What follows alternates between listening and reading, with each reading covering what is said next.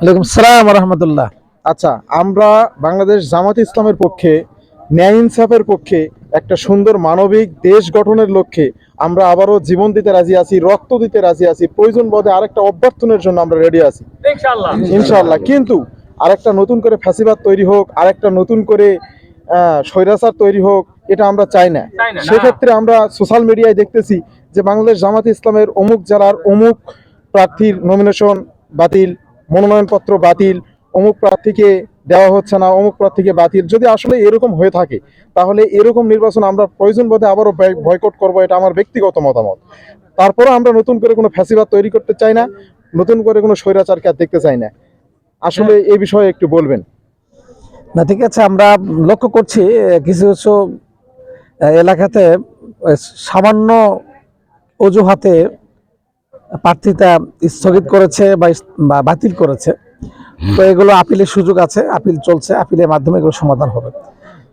ওরা অনেক ষড়যন্ত্র করছে বা করবে, কিন্তু কোন ষড়যন্ত্রই আগামী 12ই ফেব্রুয়ারি নির্বাচনকে বানচাল করতে পারবে না ইনশাল্লাহ। এদেশের জনগণ ঐক্যবদ্ধ আছে। 24-এর যে গণ অভ্যুত্থান হয়েছে, এই গণ অভ্যুত্থানের মাধ্যমে নতুন বাংলাদেশ তৈরি করার যে স্বপ্ন এদেশের জনগণ দেখেছে, তারই বাস্তব রূপ আমরা ইনশাল্লাহ 12ই ফেব্রুয়ারির এদেশের জনগণ ব্যালটের মাধ্যমে 11 দলীয় জোটের যে মার্কা, দাঁড়িপাল্লা মার্কার প্রার্থীদেরকে বিজয়ী করে আগামী ত্রয়োদশ জাতীয় সংসদ নির্বাচনে জামাত ইসলামের নেতৃত্বে সরকার গঠন করবে ইনশাল্লাহ। এটা আমরা সকলে আশাবাদী এবং আল্লাহর কাছেও আমরা দোয়া করছি আল্লাহ রাব্বুল আলামিন যেন আমাদের এই দোয়া কবুল করেন। তার মানে আপনার বক্তব্য থেকে আমরা এটাই পরিষ্কার হতে পারলাম যে 300 আসনের মধ্যে আমাদের এই 11 দলীয় ঐক্য জোট বাংলাদেশ জামাত ইসলামের দাঁড়িপাল্লা প্রতীক ছাড়া মানে কোনো আসনে আমাদের কোনো প্রতীক মানে বন্ধ থাকবে না, কোনো প্রার্থী বন্ধ থাকবে না। আমাদের সব প্রার্থীকে নিয়ে আমরা নির্বাচন করব। আমাদের প্ল্যান তো ইনক্লুসিভ বাংলাদেশ তৈরি করা, যে সবার অংশগ্রহণ থাকবে এই সংসদে, যেটা আমরা যার জন্য আমরা চেষ্টা করছি।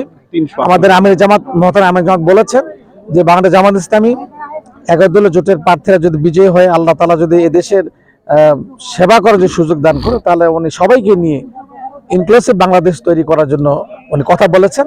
ইনশাল্লাহ সেই ইনক্লুসিভ বাংলাদেশ তৈরি করা যা করা দরকার আমির জামাত এটা করবে, এটা আমরা আশা করি। এদেশের জনগণ আমির জামাতের প্রতি আস্থা রেখেছেন, ইনশাল্লাহ আমরা একটা সুন্দর বাংলাদেশ আমরা পাবো। আলহামদুলিল্লাহ, আমরা এখান থেকে আশা করি আমাদের দাঁড়িপাল্লার প্রতীক ছাড়া আমরা বাংলাদেশের কোনো আসনে প্রতীক ছাড়া আমরা নির্বাচন করব না এবং কোনো অন্যায় বরদাস্ত করব না ইনশাআল্লাহ।